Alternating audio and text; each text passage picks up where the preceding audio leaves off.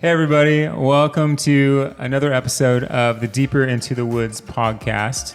Today we have a very special guest with us. We have a man by the name of Andrew Berkemeyer, who is our in-house art director slash graphic designer slash you do pretty much every single piece of content that we put out.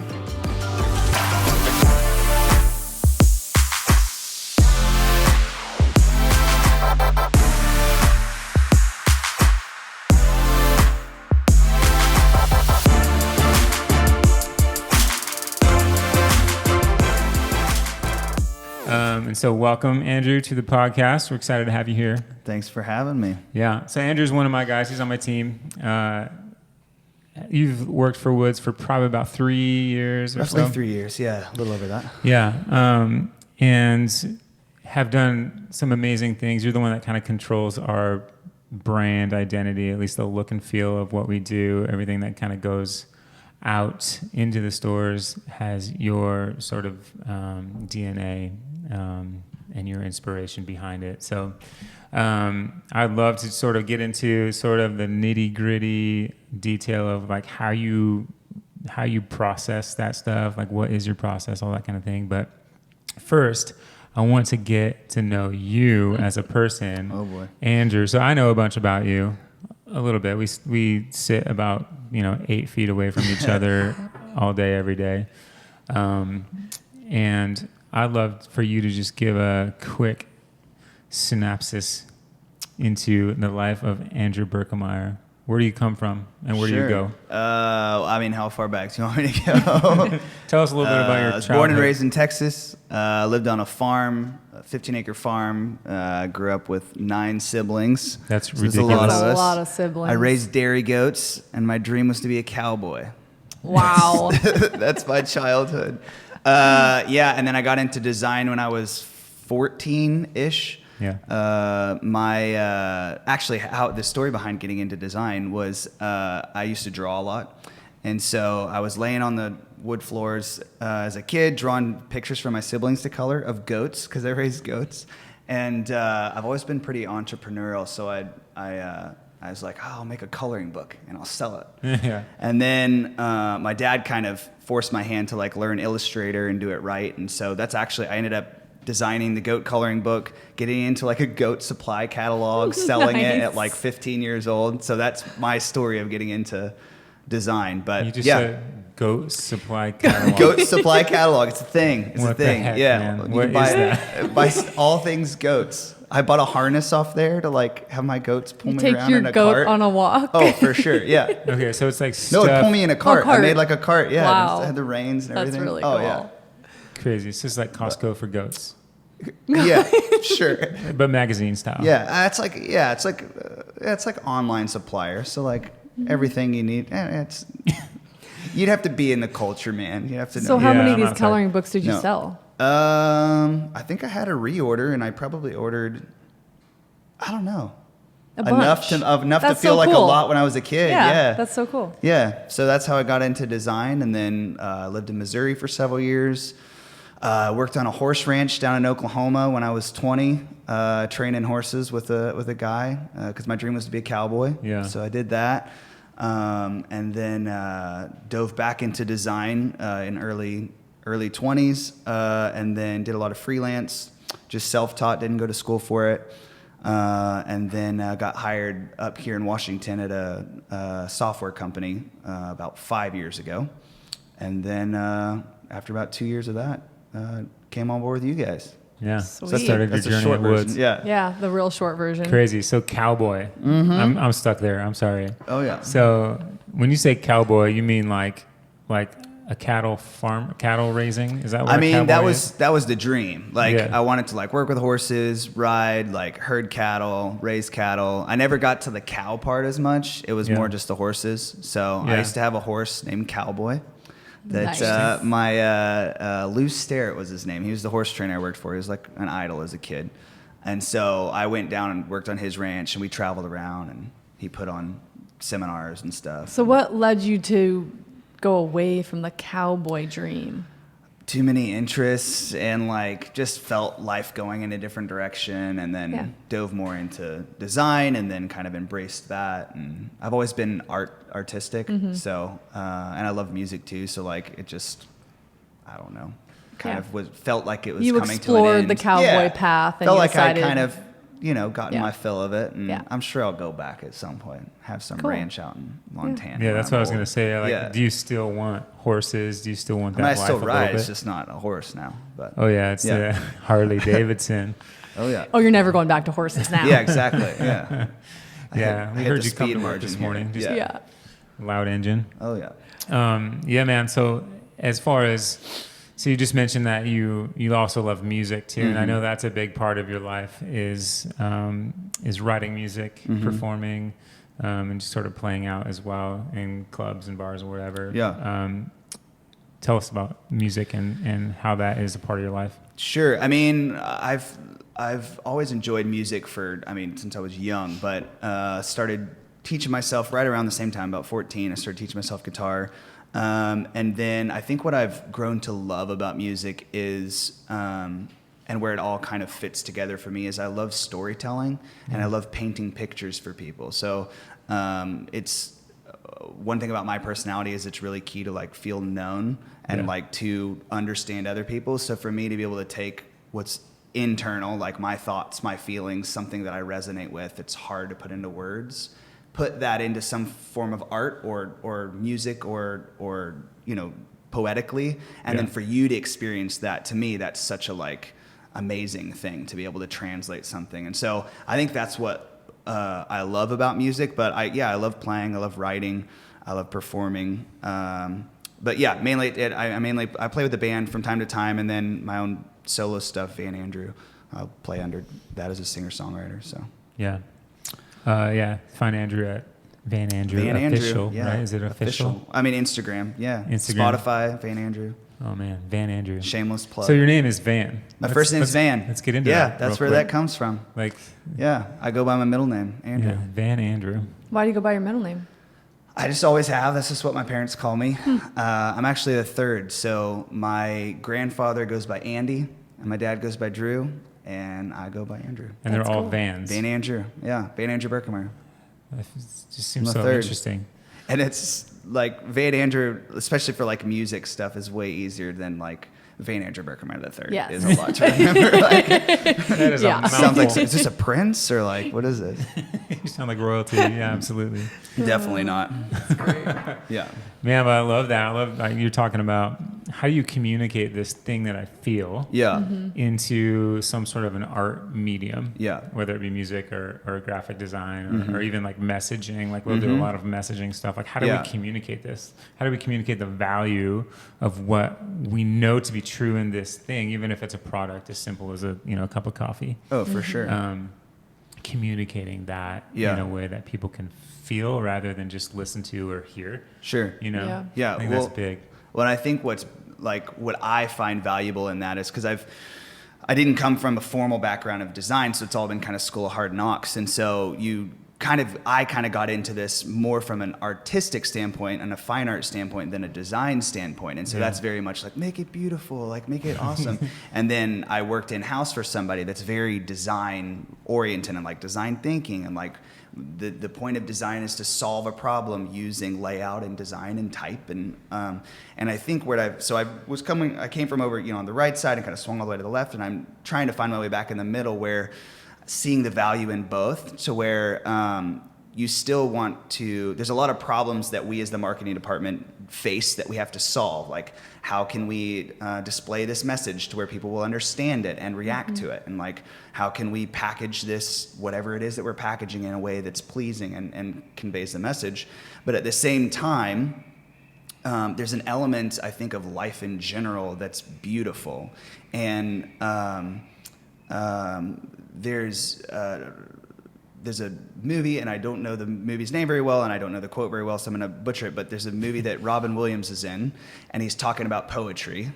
You probably know the video, but he's talking about basically like just putting a value on art, because there's certain things that people do to make money, right? But what they spend their time and money on is consuming the art, Right. which is invaluable in a way. So my point is, that's a little bit off, but my point is, I think it has to be hand in glove, where we are beings that appreciate and consume things that are beautiful. Yeah. And so finding the like perfect fit of practicality, solving a problem, and beauty, and where those two come together, I think is the challenge that I love. Because Yeah. like, obviously we want something to be beautiful, but like if it doesn't convey the message, then it's pointless. Yeah. And Kelly's like, yes, it's pointless. Yeah. But at the same time, there also is a value where like sometimes it's not even, you can't even understand it. It's just like, I'm just drawn to this Right. because of, Totally. I can't explain it. Right. Yep.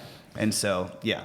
Yeah, and you're almost tasked with this impossible thing. Like, how do you make it as beautiful as possible, as most like visually appealing as you possibly can? Yeah. But also convey like this message Sure. of bringing value to something that is sort of ordinary. You know, like a Sure. cup of coffee or like a sandwich or something like that's fairly ordinary stuff, but like you're making it very beautiful. Yeah. You know, and it's kind of a cool world. Yeah. Well, and I think you said it's kind of impossible. I think that's the value of like working as a team, honestly. Yeah. Yeah. Because you come in from one perspective and you have someone else say, I don't know if this is meeting. And then, or like brings in another perspective and an element of that kind of really makes it complete.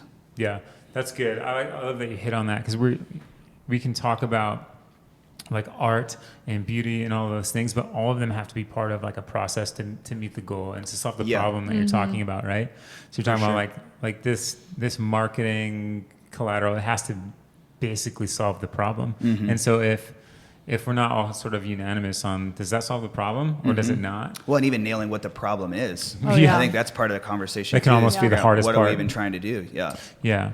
I mean, at the end of the day, you know, you're trying to sell something or, you know, create value for something so that it will sell. But ultimately we're faced with this sort of impossible task of going like, how do we make, you know, the average person like just desire this thing like as much as we do? Because like if you pick up a coffee and you drink it, like you know you like it, but you don't necessarily know why, or maybe you can't articulate it. So that's our job, like to explain. We're supposed to be articulating that Yeah. for them so that they can go, that's what I feel Right. when I drink it. Right. Not, you know, the just the feeling. We can't just rely on just the feeling. Right. We have to explain it. You know? Oh, and you have to unpack that. Well, and I think Yeah. you touched on something too that's important, is I think what's really awesome about what we get to do and what's important about it is that we are actually passionate about what we're doing. Totally. And so if it's something that like you believe, like I love coffee. I believe in coffee. I think we provide good coffee.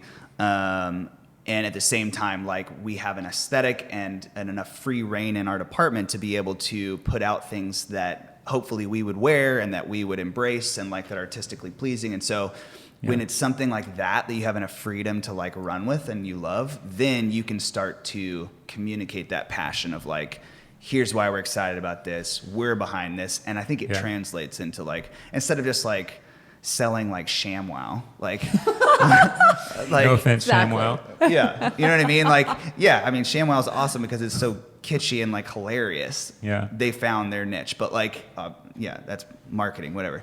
But, you know what I mean? But Like, believing in you a have to product. you have to believe in it and you have to actually, if it comes from a place where you live it and you believe it, then I think it's way more real and people can see it. Totally. And I Yeah. think Absolutely. that's sort of the magic of like, even with the Woods coffee culture, like if we're talking about like putting out products that we love, like that's essentially what we're doing. Like we are a culture of people who are sort of living this way, and like the products that we're putting out are essentially just they're kind of for us, but like we're sharing it. Right. You know what I mean? Like Right. it's like we love this stuff. Like everyone else should love it too. Right. And it's available and people do love it. Yeah. So like a sweatshirt or like a hat or something, it's like, man, like this is Right. awesome. Like we wear it all Yeah, the if time. you're not walking around wearing the hats that we're making, then we're doing something wrong, right? Right. Yeah. Because, or you're just not the culture, but hopefully Right. you are because you're part of the company. Yeah, you know, I hope so like, so. yeah, Yeah. Well, even people, you know, that work at other coffee shops, I see them wearing our hats all the time. Yeah. You know. I'm not looking at anybody in particular. Yeah, But for sure. It means we're doing something right. It means we're doing Yeah. something right. You know what I'm saying? So anyway, I mean, I love the process though. That process of taking something that you can't explain and like putting words to it and putting imagery to it. And I think our team, we do that pretty well. And I think there's a synergy that has to happen. And you mentioned just getting feedback on things. Yeah. And I think we do that sort of naturally as a team. Like just yesterday, we went out and grabbed some tacos from a taco truck, and the three of us. So it's myself, Andrew, and then Adam is our digital marketing guy. We're all three in a car, and we see a billboard that says, "Do you remember what it said?" It says, I think "We've done this a million times." It was something like, Oh, trust us, we've done this a million times, or something like that. yeah, we're not going to say who it is, but it's. It was some kind of like oh yeah. Don't worry. I almost said the name. Don't worry. Yeah, he said. Don't worry, we've done this a million times, or Yeah. something like that. And so we took that. And we're like, I don't oh even man, know if it that's was so that. cool.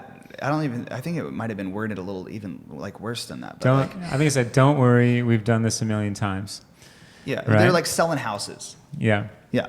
And so we were like, oh man, like, what does that say? Like, what do you feel when you hear that? And Right. like, we're always like sort of sifting and evaluating Unpacking. messaging. Yeah. Like Yeah. sort of inherently. And like, Yeah. how would you do it different? Yeah. Or like, how would we reword this? Which this specific thing we had an issue with, because I was like, well, they're basically telling you your fears aren't valid. Like, yeah.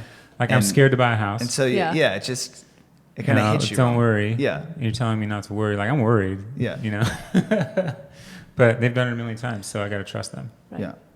But anyway, like working on those messaging and doing the exercises Yeah.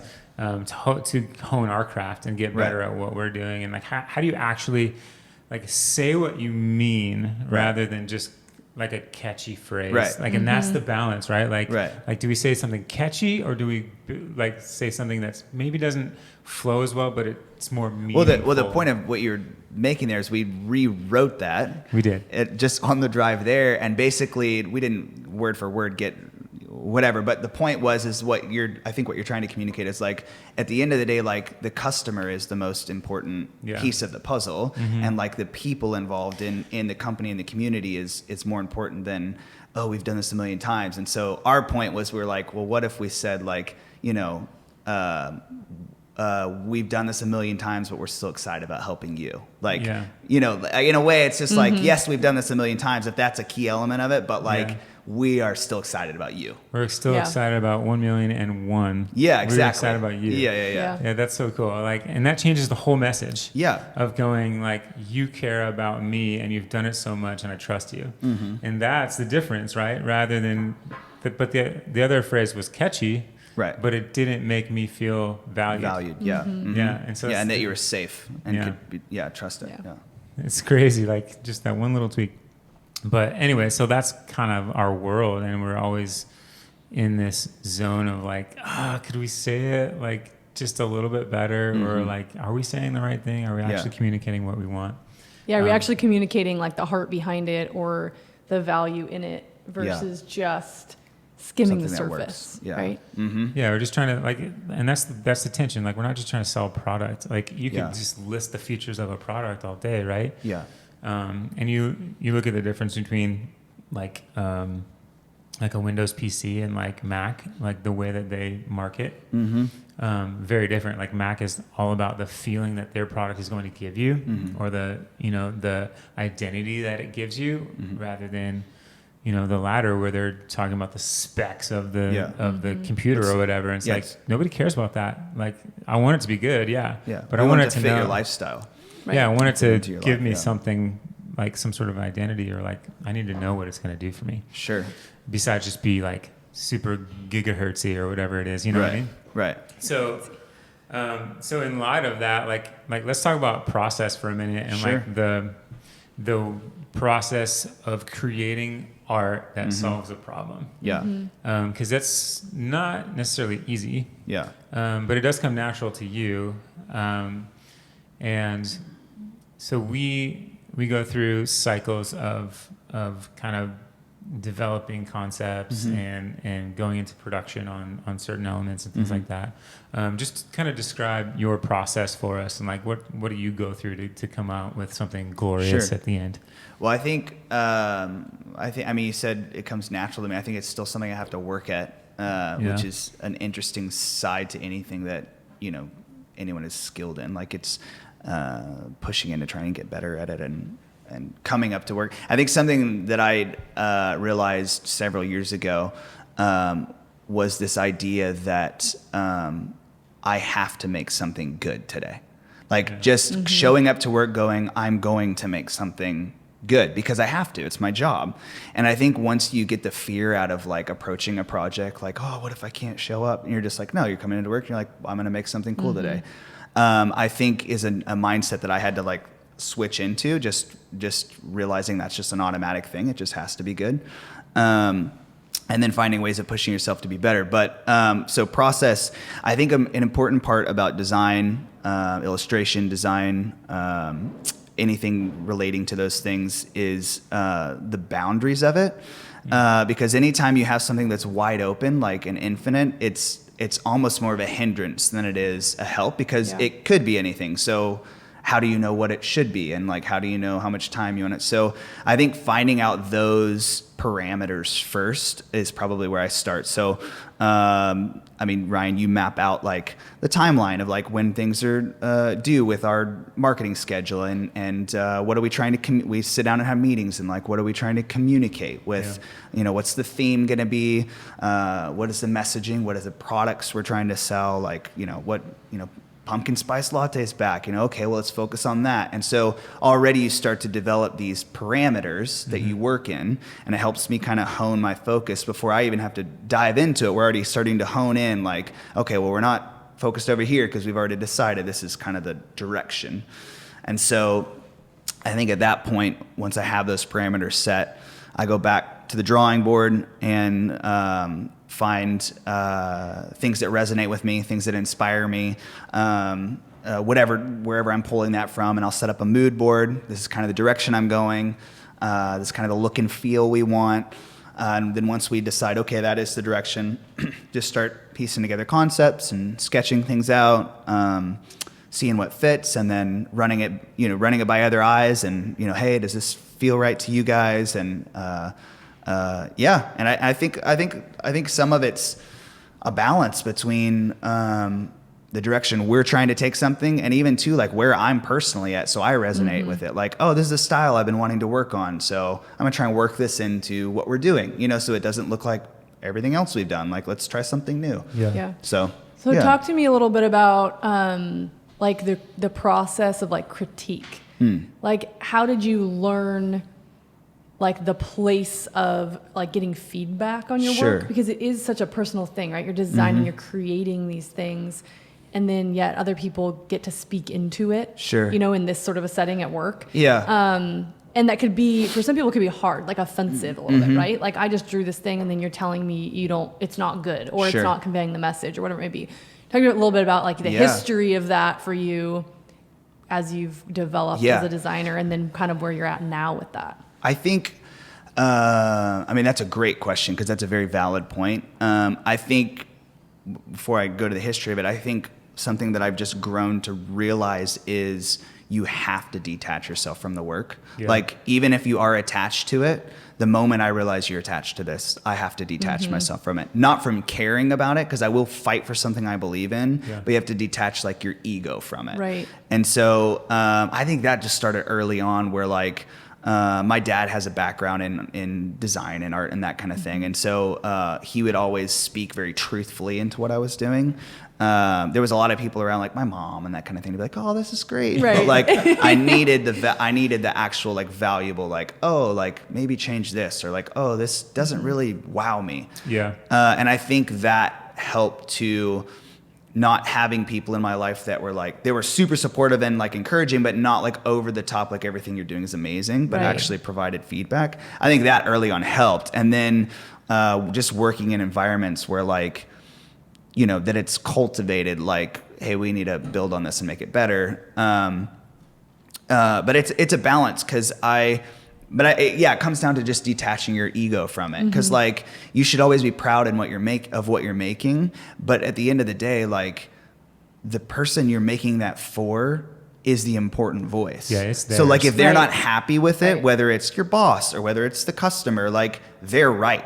Like if we're selling a hoodie and the customer says, I'm just not into it, we might think it's awesome, but like it's not right if Yeah. they're Right. not buying it. And so Right. I think that is what I value, because like I don't trust myself so much so that only my opinion is important, because chances are I'm going to put something out there that I realize later, oh shoot, that's awkward. But Yeah. like the more voices that I can get into it, there's this safety net of like, okay, we are headed in the right direction. Yeah, exactly. That's And totally so, what it is. yeah. And so I think for me, there's been times when like I've gotten critique and I'm just like, no, I think this is the right way. And then I get frustrated because I'm like, I don't want to have to redo this. And then I realize, okay, you're getting attached to this. Like you've got to back up, value it. But then if I do evaluate it and I realize, no, this is the right way, then I will fight for it. And I Totally. think that's the important thing, is you can't always just tenderfoot around things and Right. like not have an opinion, because that's my job. Like I'm going to fight for what I value,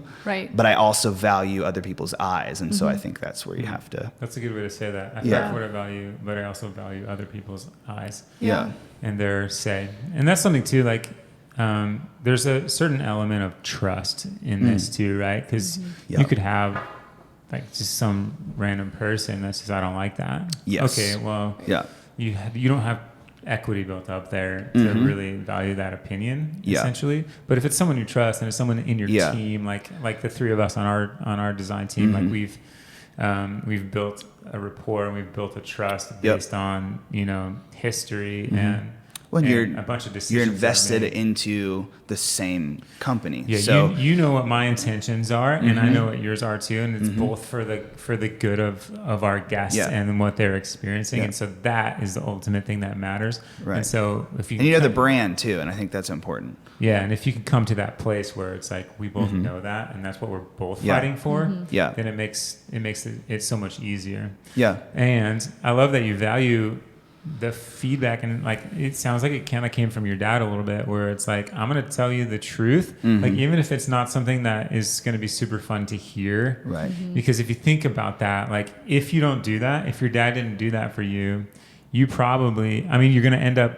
like these people that go on like American Idol, right? And they think Right. they're amazing, Yeah. but they're horrible. Yeah. Yeah. But no one ever told them. Right. And that is That way scares- sad. Like, Yeah. like you can't expect someone to know if no one's telling them. Right. So, like, And- we tell each other, like, I don't know, man. Like, even this morning, I was like, that eye looks like a J. To something Yeah. he just drew, but that's part of like our Right. process, and we've Yeah. built enough trust where like I feel like I can say that to him, and Yep. he's not gonna go, dude, you totally hurt my feelings or whatever. Yeah. Right. Like, it's like, no, we're fighting for like the best Yeah. design possible and Yeah. the thing that's going to communicate it. Because if I don't say it right now, someone's gonna think Yes. it when it's in the store later. So, Right. and honestly, that's a valuable point, because in a way, like you're saving my butt. If you're going to make it personal, like Yeah. if you're going to be attached to the work, like you're saving me from like putting something out that's like, looks like something you don't want it to look like. And Right. in the design industry, that's a very touchy thing. You got to make sure that, especially in today's culture.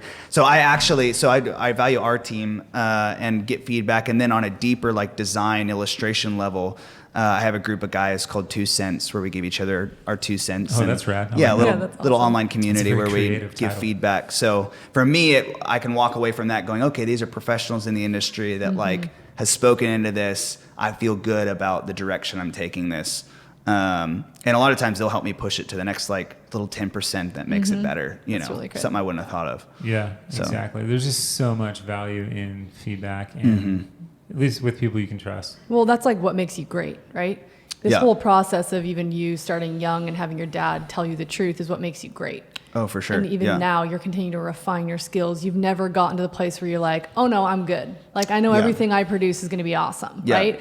You keep that in check enough. for and you sure. ask so many questions of other people to give you that insight and feedback so that you can continue your Yes. path to just become greater and greater at what you do. Yeah, no, I'm really glad that you mentioned that, because I don't know, something you said earlier about doing awesome work or being awesome or whatever. I think the important No, I just Yeah, mean you're like, awesome, okay. No, I mean, Something about being awesome. no. Yeah, you're just telling me about how awesome I was. No, something about like having to create things, you know, and even what you're saying about an impossible task, whatever. I think one thing that's funny that some people might not realize is like, okay, what we put out, I think is valuable, and I think we're able to create a good product. But like, what you also have to realize is like, what I want is way up here. Yeah, it's way higher than Yeah, like everything I put out, I know, or I wish, or I want to be so much better. Yeah. So when you're shooting, and I think it again ties back to like music, like I really value when people like appreciate the music I put out, but what you don't understand is the songs I'm writing, or like what I'm comparing myself to, or like who I want to be.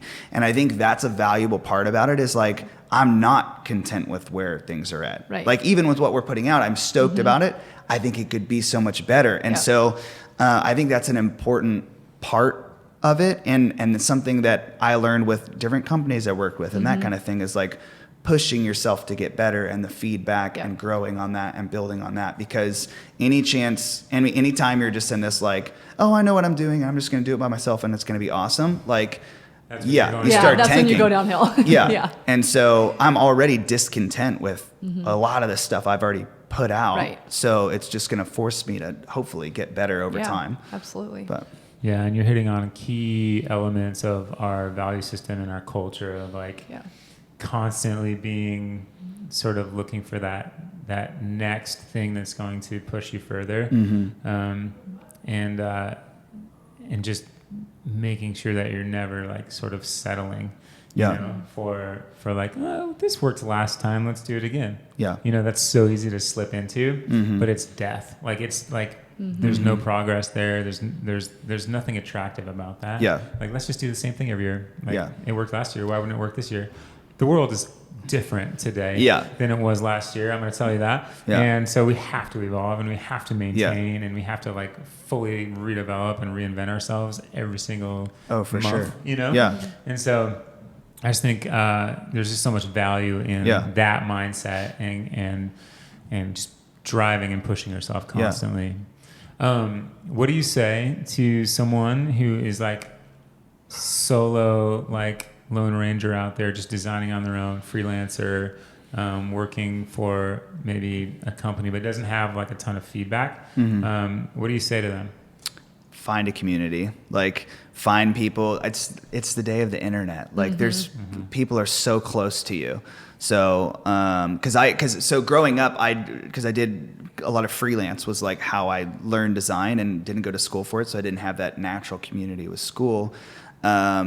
And I just, having been there and seeing how much more I've grown with a community, I'd say like go on to Dribble, like message people, go on to Instagram, say, hey man, I love what you're doing. Like, you know, let's stay connected or whatever. And like, you know, and develop relationships, and then like hit them up with feedback, and like, you know, and build that community. If you don't have it, like there's people out there. Like it doesn't have to be physically in your location. Like one of my buddies is in Ohio. One of them's just moved to New York. Like we're all like spread out, but yeah, I just think it's so valuable. Like I think there's things you can do to better yourself, but at the end of the day, like having a community around you to speak into what you're doing. Yeah. How are you doing that? So are you saying like, hey bro, like, and you'll send them a art piece, like something you've designed, say, hey, could you critique this for me? Like, could you give me your opinion on this, or how are you asking? I think what I have right now is there's like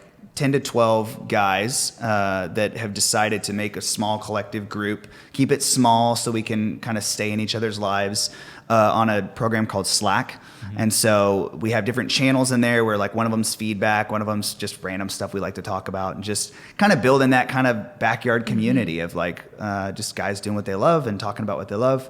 But in the feedback channel, I'll take something like, say I design a hat design or a patch. I'll put it in the channel and say, hey, here's a new merch piece I'm doing for Woods. Give me your thoughts. Tell me what you think. And then they'll all chime in at their own pace and say, hey, I really love this. Or like, oh, hey, what if you change this to this? And, you know, oh, this kind of looks like something I don't think you're trying to make it look like. And so that just immediately starts this conversation that's kind of this like old school AOL Messenger kind of like vibe with all these people that can kind of jump in and talk to each other. Old Like a school. group chat That's online. great. Yeah. And so I think whether you develop something like that, like we've actually created like a little website where people can start their own chapter if they wanted to make their own group. Nice. And so, I mean, we could put the link in that if people wanted to do their own. But even if you don't have that, like just finding one other person you can text, you know, or one other person online that you can like email them something, and like not bombard people right away, but just find people that are similar to what you're doing. It doesn't have to be design. It can be anything you're making or thinking or doing, and like create that culture yourself. Like if you don't have it and you don't see it, like make it. Like find people that want the same thing. Because like even here in Bellingham, like there's not that many people coming together as a collective creatively. But like one evening, like I just hit up a bunch of people I knew that did creative stuff. I said, hey, let's all work together. Meet me at a coffee shop. And like 9 people showed up just because they want, and the videographers, designers, like from all different companies, all different freelance. And like people want that. So I think as soon as you put that out there, whether you're doing design or video or coffee or like, you know, you want to learn about something, like just put yourself out there and you're going to be surprised how many people want to be in a community. Yeah. But they just, nobody's initiated it. Right. Yeah. That's a really good advice. Yeah. I think we should pivot and go into something else that you are super passionate about that I know. Okay. Do you know what I'm going to say? I'm not sure. So Andrew, now that I know him, you know, really well, this guy is super punny with a P. So we want to talk about like dad jokes all day long. This is kind of where Andrew lives, inside of this dad joke realm. Yeah. Case in point. So let's take our Woods water bottle. Yep.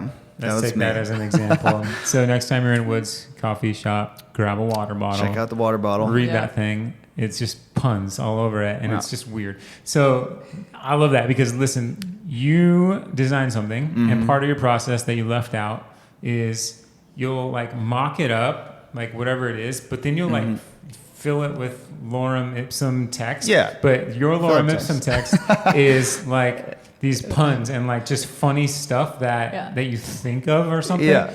And it's just filled with like this water is like 100% water, you're welcome, or like all these weird little things that you put in there. Don't eat the bottle. Don't eat the bottle. Yeah. Like just all this stuff. I don't know. I think, man, for me, like what we do, like you have to keep it fun. Like, and in a way, like being a creative and being a designer, it's play. And like if you approach it that way, the creativity is going to flow. I think our office, we try and keep that going. Like we'll have a little funny video, or like I'll randomly, my brain's weird. Like it's constantly thinking of like funny, weird things. So like, and I'll just say it and you guys will roll your eyes and we'll move on. Most of the time. But But sometimes it's the sticks. favorite part of their day. It's their favorite part. No, Adam rolls his eyes. You laugh. You give me at least a courtesy laugh. So I appreciate that. Man, we laugh a lot. Yeah. But I think it's important to like cultivate a culture of play. Yeah. And like sometimes it gets past the approval board and we end up with a water bottle that says don't eat the bottle on it and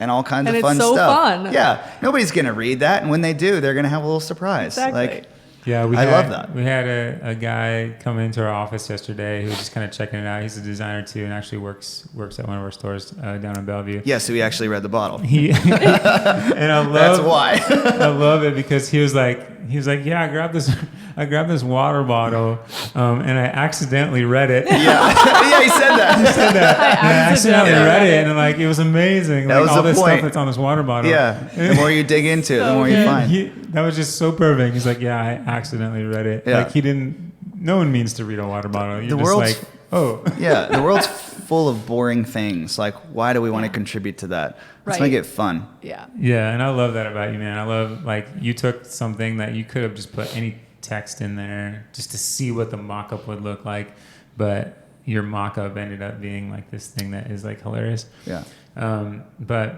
I think that just speaks to who you are, and you sort of embody this third element of our mission, which is, like, have fun and just make what you're doing, like really enjoyable. Yeah. No matter what it is. And like design can sometimes be mundane, especially if you're cranking out production much work, so. production Yeah. art. Like, resizing something you've created and you've been staring at this image for like weeks now. Yep. Like let's just get it out. Let's get Yeah. it done. But like you'll find ways to have fun with it and bring other you people have to. into it. Yeah. Yeah, you really can't. You never take yourself too seriously, right? Like Yeah. that's kind of what keeps you grounded. Yeah. Oh, for sure. And I think that's the important thing, and that's what I love about our team and our office, like, is that we've created a culture where it's safe to kind of be yourself and just kind of like, and I'll push the limits, and if nobody reacts to it negatively, I'm like, okay, cool, we can have fun with this. And I think that's important, because the more, especially with my personality that tends to care too much about what people think, like the more I can be free and have fun and goof off and people laugh, like the more I'm able to actually open up my mind and think about, okay, well, we could have just done this safe thing, but like, what if we did this thing? Yeah. And then it spawns into this, like, something it would have never been. And I think that's important to like create a culture that's like, but it's not all fun. I think that's the other thing too that I do want to say. It's like, it's not all fun and games. Like you mentioned the production work, like a lot of people think I just come up into work every day and just draw pictures, and like, not true. There's a lot of boring stuff that I do that's just like not fun. And I think that's with every job. And I think my dad, sorry if I shouldn't say this on the podcast, but my dad's like, there's always a scoop in the poop out of the barn for every job. Yeah. And like, I think that's so true. It's and true. that's something he'd like try to drill into me. It's just like, hey, there's going to be parts of it's not going to be fun, but you just have to make sure that the enjoyable parts that make it that worth it, you know? And so you're going to be doing something you don't like, even if at first, like, you would have dreamed of that. There's things that I do now that are monotonous that I would have loved to do as a kid. Yep. But everything becomes work. And Yep. so I think it's important to realize that, like, you just have to embrace that part of it. Yeah. How do you absolutely. stay refreshed and energized, like beyond work? 'Cause especially, coming into the same office every single day, doing, kind of the same thing every day. Yeah. It might be a different concept or development piece, but primarily we're working on the same thing all the time. How do you maintain sort of your edge and keep it sharp?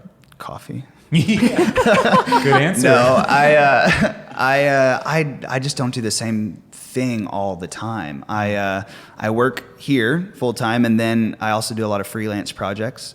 So a lot of those projects look way different than what I'm doing here.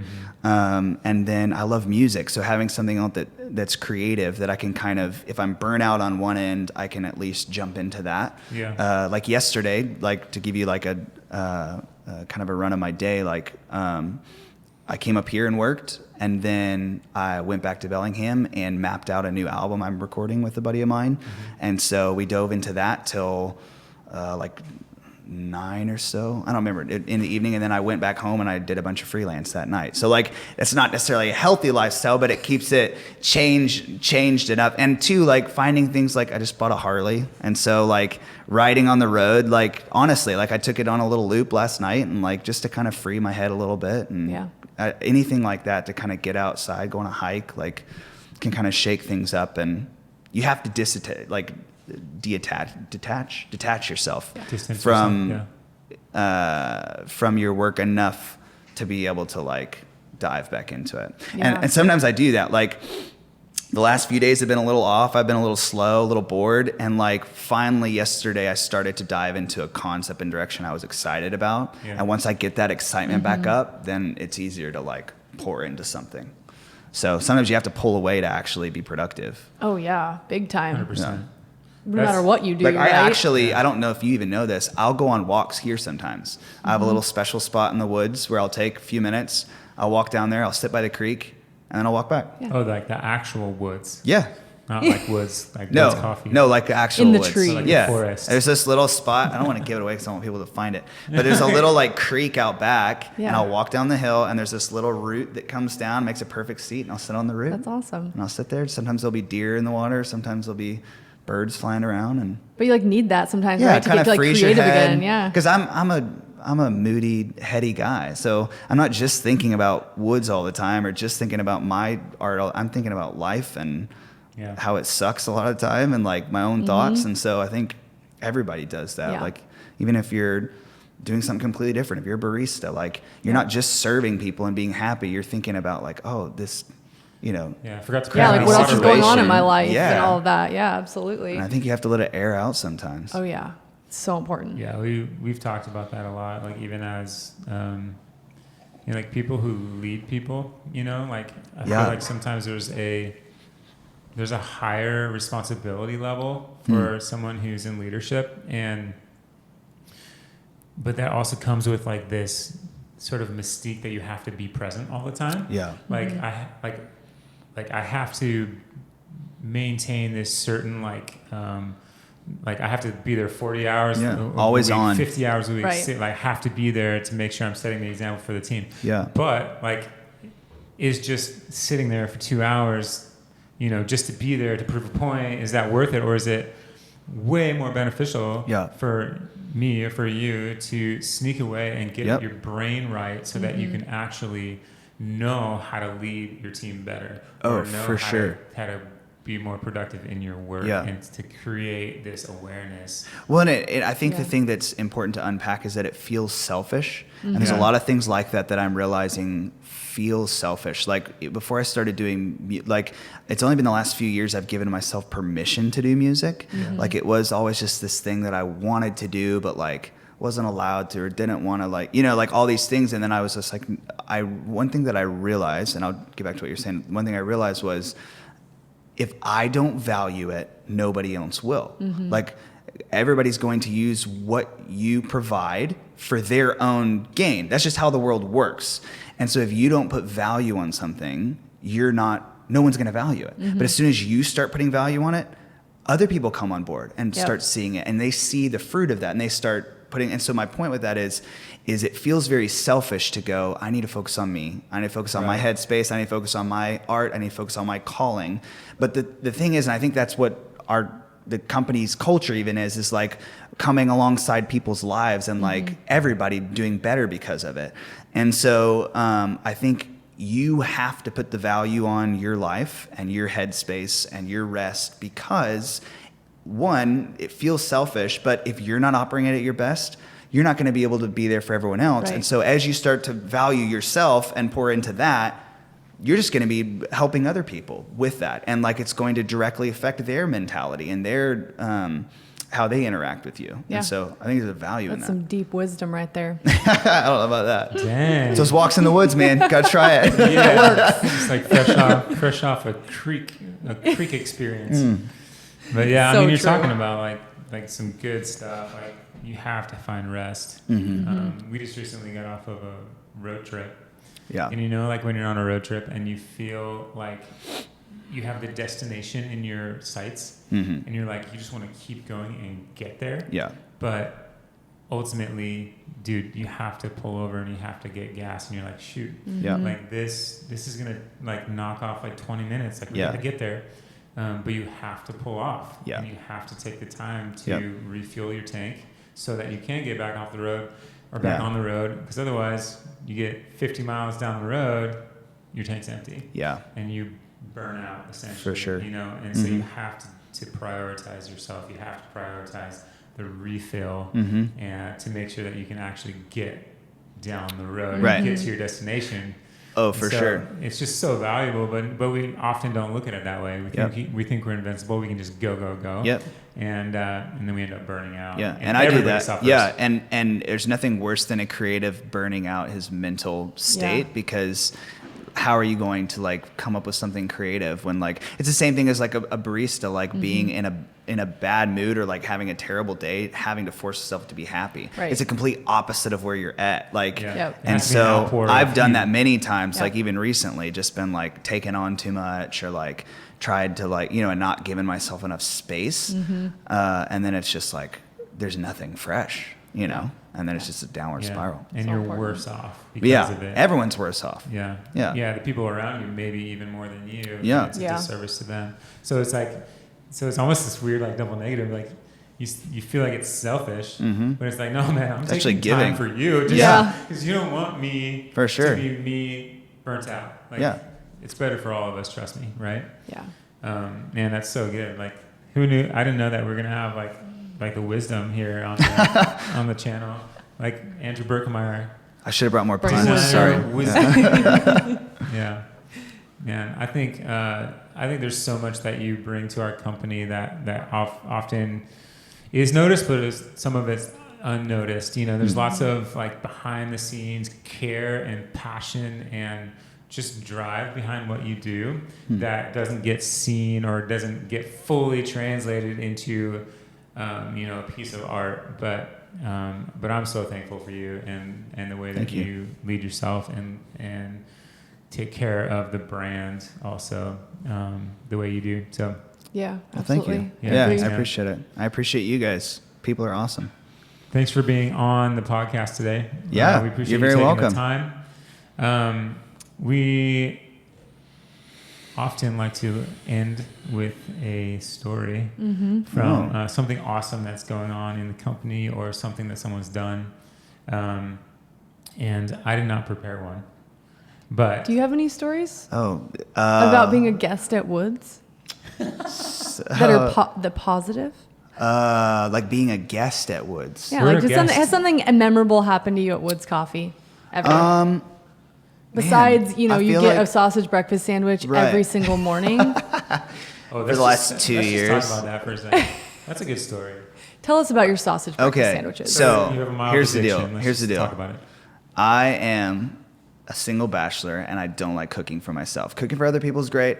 I don't like doing it for myself. So usually, and I don't like morning. This is where it actually comes from. I hate mornings. Like, I don't like getting out of bed. I can stay up till 3 o'clock in the morning, no problem. That's so surprising. True artist, man. But as soon as I roll out of bed, like, usually it's like, I got to get to work. Like, I'm already like, there's been times when I'm coming late where it's like, didn't get out of bed early enough. Ryan anyway, totally understands. Yeah. Oh, I very much appreciate are each that. other's spirit animals. Yes. Mostly. So usually I'm rolling into work. I haven't had coffee and I haven't had food, and like I need something quick. So I used to get the bacon breakfast sandwich. Classic. Love bacon. And then I did I get on these health kicks sometimes, and I cut out gluten. And so I was like, okay, well, I can't get the bacon because we don't have gluten-free and bacon. And so I got the sausage, and then I got addicted to them. And probably the last 2 or 3 years, at least 2 years, every morning, I've had a gluten-free sausage breakfast sandwich. That's incredible. Sometimes even on the weekend, I'll go into like Flatiron and be like, hey, you guys got any gluten-free sausage? And I'll get one of those. Oh, I love it. Saves time, man. So I don't want to good. make bacon and eggs in the I love morning. how you say right? I went on a health kick and you got a sausage breakfast sandwich. Cut out the gluten. Yeah. So good healthy. stories. I can't think of any good stories. I know. I think. Oh, this is a good story. Well, it's not really a story. It's just a cool thing. So here at the Front Street Woods, we're right next to a Mexican food restaurant. And there's a guy, I don't remember his name, but like he comes in all the time and just gives the baristas food. Wow. Like just bags of food. And so the other day I came in and I was going through the store and like, hey, you want a donut? And he had brought like a whole thing of like Mexican like breads and donuts. And I'd never tried one of those before. You always see them in a little bakery case. They're amazing. So yeah, good story. Fun That's story. cool, yeah. So I don't remember his name, but shout out to that guy. Yep. He comes through. I think he's dating the lady at the Mexican food restaurant. And just Nice. brings food. Yeah. So, That's cool though. It's like the community Yeah. aspect of it though, right? Like Yeah. everyone in that center, they probably come get coffee all the time from Oh, yeah. baristas and Yeah. then, kind of have this relationship where it was back Yeah. and forth and he brings them food and Yeah. that's really cool. No, I've really enjoyed the like relationship side of that. Like, and there's so much more community in the stores than I even realized was going on. And even I don't know. I think it just comes back to people. I love people. People are awesome. But like even here, we walk by the pharmacy every day because Yeah. we walk past there. And so I got into this is actually a bit of a sad story, but I just remembered. So we'll walk through. We'll go in our group and we'll walk across the store or across the driveway to the coffee shop to get our morning coffee. And I started. There was this lady that was always in the window, and I just started like waving to her. And so it became our thing, like the past couple years, where I would just like wave to her, and she'd always wave to me, and like we'd make eye contact, and I would always be looking for her. And then this happened for a while, and then.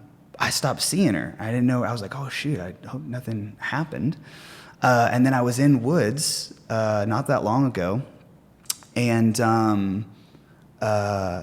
I said, "Hey, how's it going? I haven't seen you forever. I got a little worried about you." And she sat down beside me and she said, "My son died." Oh, wow. Yeah, and it's because I knew like something had to have Yeah. been wrong, and so I was really So I mean, I'd taken it back, and like I told her I was sorry, and like it was very emotional, and so and so I would try and make it a point to continue to say hi, and I'd see in there from time to time, and I was able to like take her some flowers in there, and like just based off of that walking back and forth, and like she comes into Woods all the time, Right. and like I'll say hi to her, and like oh, you're not working, or like oh, whatever, That's and we'll so joke cool. around, and I don't know, just little things like that with people that But you wouldn't have had the I opportunity. never would have known Yeah. that something that hard was going on in her Right. life outside of just people being there, Yeah. and like And just you decided taking a to point wave to her every wave. day. Yeah, And that's how you built and the I feel relationship. like we built like a great relate where it was just through a window most of the time. That's really cool. Yeah. I mean, that's But- really what we're all about, right? Like that's Woods. You've embodied the culture of Woods, the mission of Woods right there in that story. Yeah. Just taking the time to, all it was a wave, a smile, but like that probably made her feel special, right? It made me feel special. I'd Right. be looking Both. like, oh hey, Yeah, like where's the lady in the window? Yeah, why she's waving at me? Yeah. And then she felt like she actually could share that with you, because Yeah. you had that like connection Yeah. built over time, Yeah. which you maybe didn't even know her, but just the fact that it was like you clearly care. Well, and I think that's the thing that that I love and that I'm sensitive to is like you can communicate so much with like just a smile and a wave, and Yep. like so much is communicated between people that you never even really realized. Like I think we've all experienced that when Yep. like. When I'll go into a coffee shop and like a barista knows my name or like smiles or whatever, I just Yeah. feel like, oh, thank you. Or Right, you ask feel me about my important. life. Yeah, Yeah. I feel so important. Yeah. Like, how did you even know about that? Right. Thank you. You know? Yeah, totally. And so, Because anyway. we all just want to be known, right? Yeah, exactly. Yeah. That's cool. It's amazing. Yeah. Man, well, thanks again Yeah. for being Yeah. on the Thanks for podcast. having me. I know I already thanked you, and then we, Yeah, sorry, I started we rambling again. extended it It's for great. about It's 10 great. minutes or It's so. great. Man, but good stuff. I mean, talk about culture and art and how those two things sort of intertwine. I'm excited about the future. Yeah. And, all of the things that are to come. Because like you said, like what's out there is out there and you love it, but Yeah, the future stuff is where, Oh, yeah. there's so much more, the best is yet to come kind of thing. for sure. So, anyway, thank you guys so much for making it through this long-winded podcast. I don't even know how long we're at. We're My probably at 2 apologies. hours or something. It's not your fault. Okay, it's your fault. But hey, subscribe to the podcast, rate and review the podcast, and if you're watching on YouTube, maybe click that little bell, and get us up in your feed. Thank you again for being here. Thank you. We'll see you guys next time. Bye-bye.